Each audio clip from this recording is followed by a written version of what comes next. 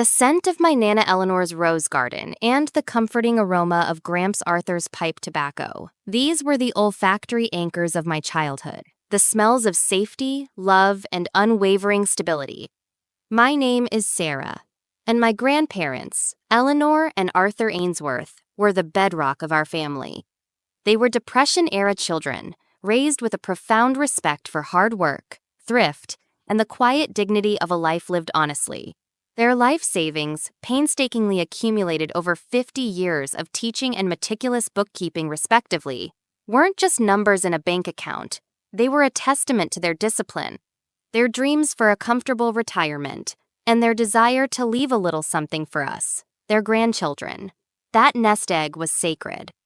The serpent that slithered into their carefully tended Eden called himself Mr. Harrison Blackwood, a name that sounded like it was lifted from a vintage film noir. He represented Quantum Leap Investments, a company whose glossy brochures and slick website promised a brave new world of financial security through a revolutionary AI-driven trading algorithm.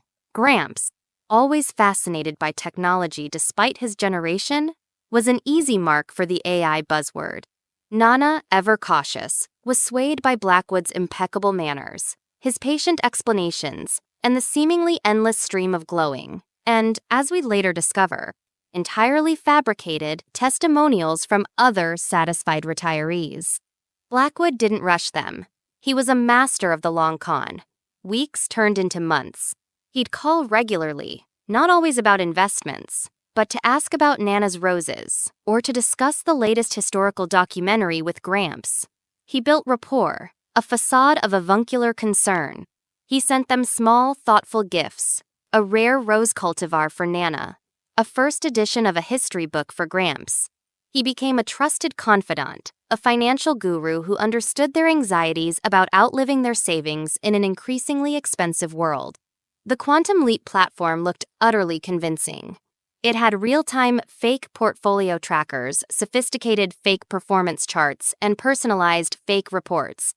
He convinced them to start small, a trial investment. The returns, predictably, were astonishingly good, far exceeding anything their conservative bank accounts had ever yielded. Lulled by this initial success and Blackwood's smooth reassurances, they gradually, over 6 months, transferred the bulk of their life savings into his digital coffers. They even, with a hesitant pride, told my brother Ben and me about their savvy new investment strategy that was really working wonders. We were busy with our own lives. Ben, a brilliant but sometimes infuriatingly cocky software engineer in Silicon Valley.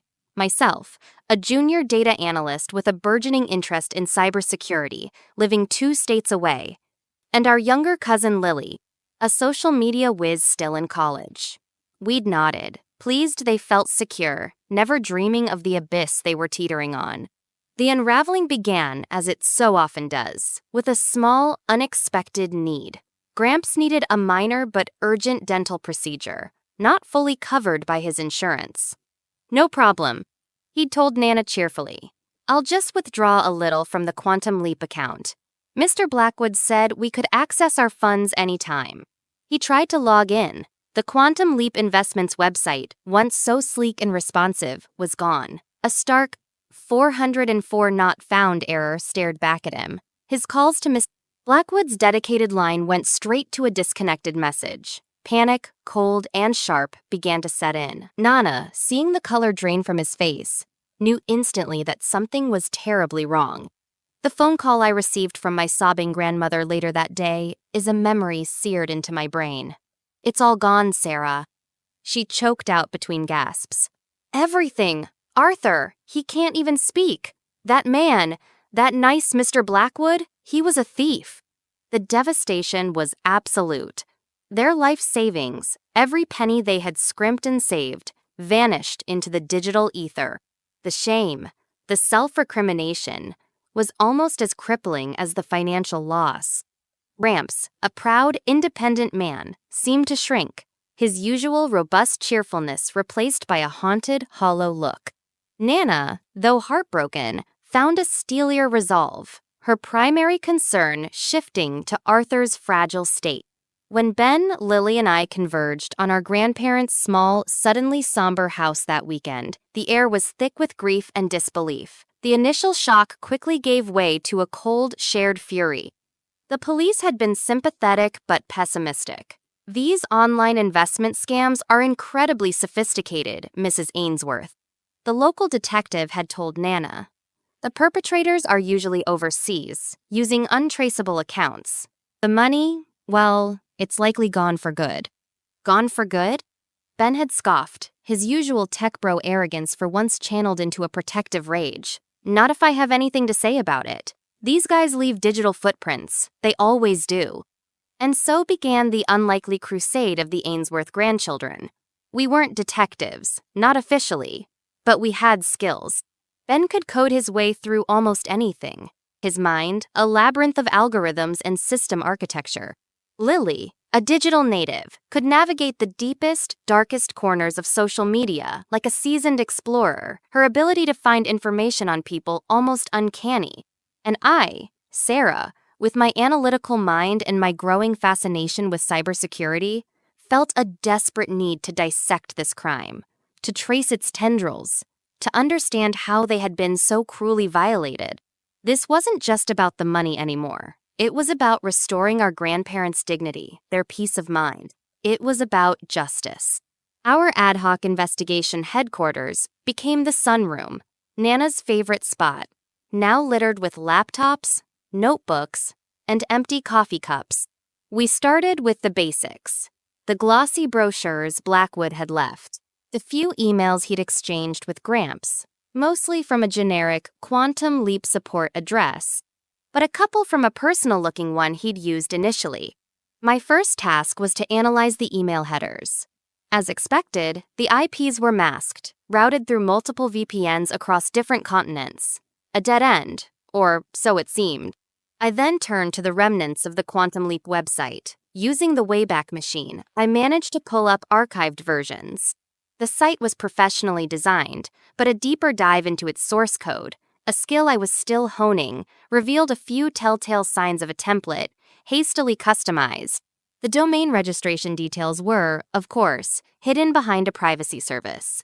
Standard scammer playbook. Ben, meanwhile, was trying to understand the financial mechanics. Gramps, with a heavy heart, recounted how Blackwood had guided him through setting up a cryptocurrency wallet and transferring funds to a specific Quantum Leap address. He said it was for enhanced security and faster global transactions, Gramps mumbled, the shame fresh in his voice. "Crypto," Ben muttered, his fingers flying across his keyboard. "Okay, that's a double-edged sword. Anonymous, but the blockchain is public. If we can find the transaction IDs..." Lily took a different tack. She began a deep dive into social media, searching for any mention of Harrison Blackwood, Quantum Leap Investments, or any of the phrases from their slick marketing materials. She scoured forums for investment scam victims, looking for similar modus operandi. "These guys often reuse their scripts, their fake personas," she explained, her eyes narrowed in concentration. "They get lazy. They slip up." The first few weeks were a frustrating trawl through digital dead ends. The VPNs Blackwood used were top tier, his operational security, OPSEC, depressingly good for a common thief. The crypto transactions led to a series of mixer services designed to obfuscate the trail. It felt like we were chasing a ghost. Nana would bring us tea and cookies, her face etched with a fragile hope that we tried desperately to keep alive, even as our own optimism dwindled. Gramps mostly sat in his armchair, staring blankly at the television, the light gone from his eyes. The sight of him fueled our determination. The first small break came from my meticulous, almost obsessive, re-examination of the archived Quantum Leap website code. Buried deep within a commented-out section of a CSS file, I found a developer's note, a single line.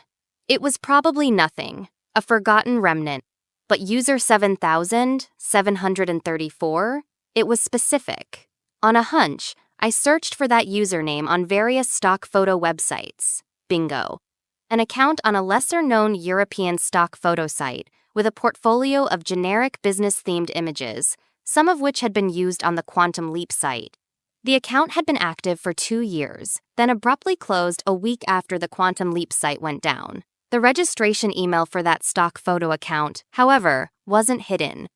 It was a slightly unusual Hotmail address. A small thread. I handed it to Lily. "Can you work your magic with this, Lil?" Lily's eyes lit up. "Give me a few hours." Using the Hotmail address, she began to cross-reference it across social media platforms, data breach databases, and obscure online forums. It was like watching a digital bloodhound on a scent. 2 days later, she came back, triumphant. "Okay, so user 7,734 and the Hotmail address are linked to a string of quickly created, then abandoned, freelance graphic design profiles on sites like Fiverr and Upwork. And one of those profiles, just once, listed a partial Skype ID in its contact information before it was edited out." A partial Skype ID. Another tiny thread. Ben took that. He explained that Skype, in its older versions, sometimes had IP leakage vulnerabilities during call initiations if you knew how to probe. He wrote a small script. It was a long shot, relying on the scammer still using that old, partially exposed ID and having a less than perfectly configured VPN during a specific window. For days, the script ran, probing, listening, nothing. Then, one rainy afternoon, as I was trying to teach myself more about blockchain analysis to help Ben, his laptop emitted a series of sharp beeps. "Got something?" he yelled, his usual laid-back demeanor gone, replaced by a hunter's focus. A momentary connection, an IP address, not fully masked, routed through a proxy in Malaysia. But the origin, it flickered for a nanosecond. Looks like Eastern Europe. Latvia, maybe? Latvia. It wasn't much, but it was a geographical hint, a tiny pinprick of light in the vast darkness. Meanwhile, Ben had been painstakingly tracing the Bitcoin transactions from Gramps' wallet. The initial transfers went to a primary Quantum Leap wallet, then were immediately broken down and sent through multiple tumblers, services designed to mix and anonymize crypto. It was a digital laundry operation. However, Ben noticed a pattern. Small amounts from one of the mixed outputs consistently ended up in a specific wallet on a less reputable, largely unregulated cryptocurrency exchange based in a small Caribbean island nation. These smaller exchanges often had lax Know Your Customer (KYC) and anti-money laundering (AML) protocols. If he's cashing out even small amounts through this exchange, Ben theorized, they might have something on him. An IP address used for withdrawals, maybe even a linked bank account, however dodgy. We were gathering fragments, digital breadcrumbs, the Hotmail address, the partial Skype ID, the fleeting Latvian IP, the Caribbean crypto exchange. Each piece on its own was almost meaningless. But together? Lily, meanwhile, had been working her own magic on the social front.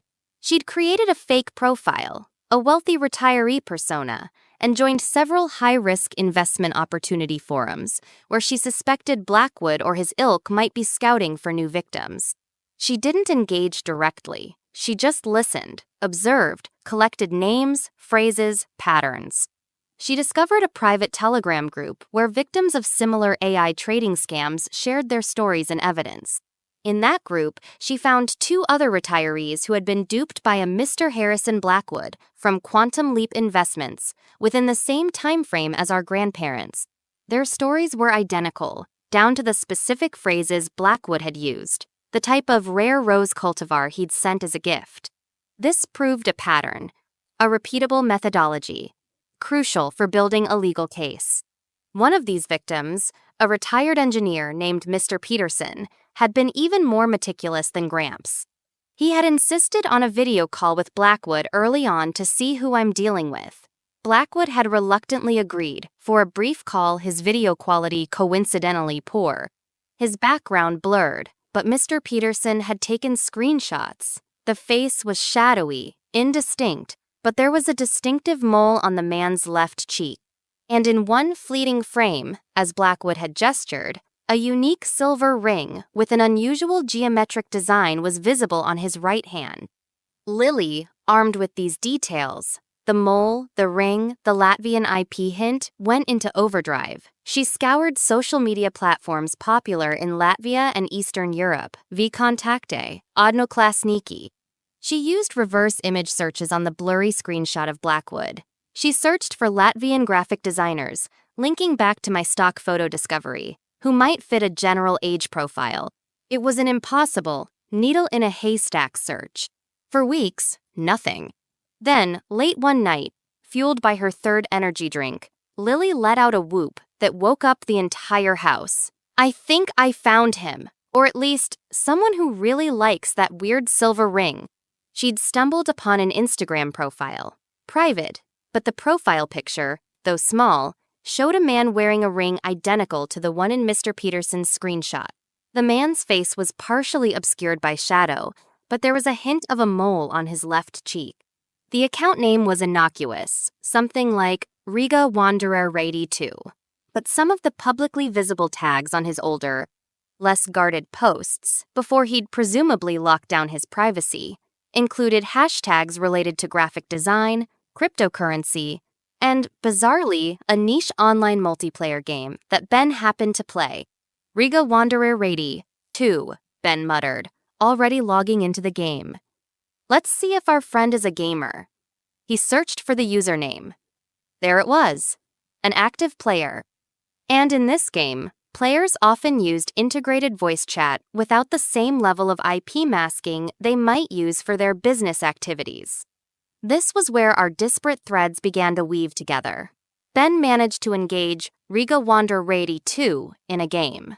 During the voice chat, the accent was vaguely Eastern European, consistent. While they played, Ben, using a sophisticated network analysis tool he'd developed, managed to capture a more stable IP address for Riga Wanderer Rady 2 during a moment when his VPN connection apparently hiccuped. It resolved to a residential ISP in Riga, Latvia. We now had 1. A probable real location, Riga, Latvia. 2. A visual, the mole, the ring, the blurry screenshot. 3. A collection of online aliases, Harrison Blackwood, user 7734, Riga Wanderer Rady 2. 4. A pattern of criminal activity targeting retirees with a specific AI investment scam. 5. A link to a Caribbean crypto exchange. It was time to go to the authorities. Not just our local police, but federal agencies that dealt with cybercrime and international fraud. Ms.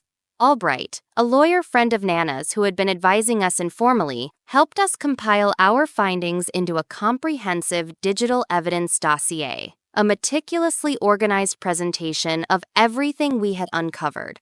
It was hundreds of pages long, filled with IP logs, blockchain transaction analyses, social media intelligence reports, screenshots, and timelines.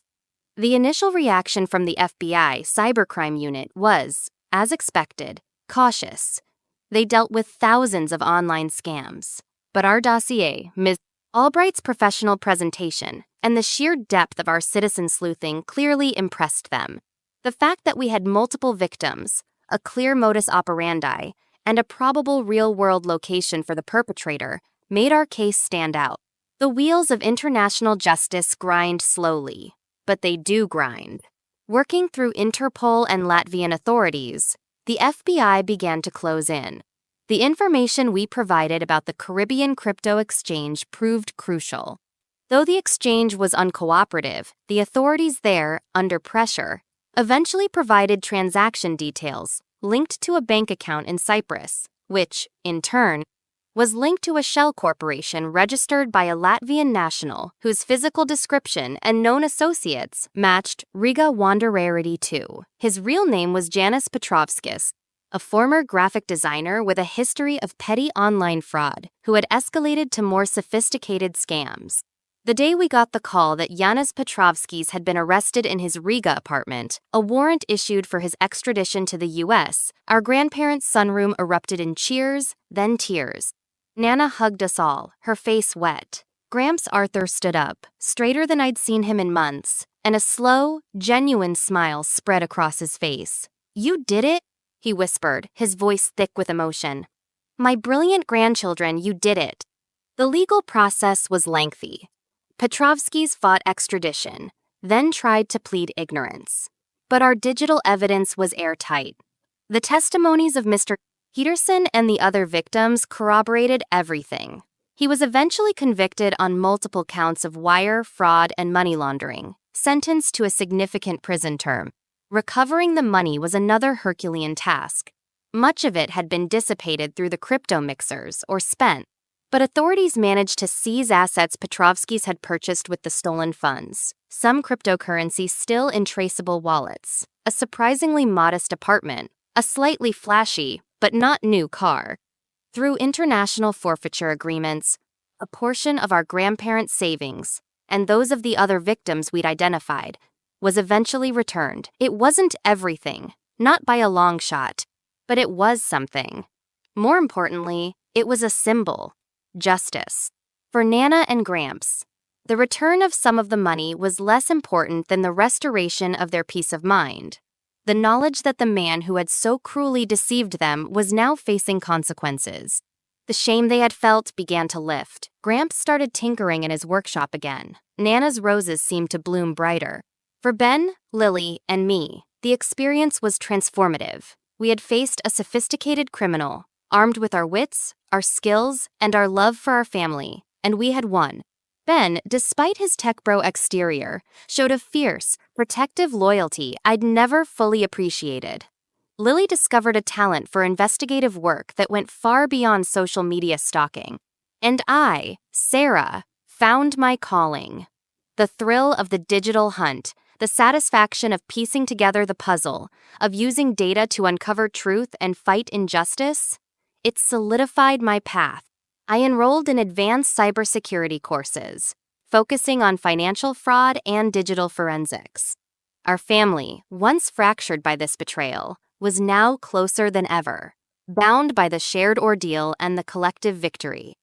We learned that even in the face of sophisticated digital deceit, the oldest values, family, perseverance, and a relentless pursuit of truth, could still prevail.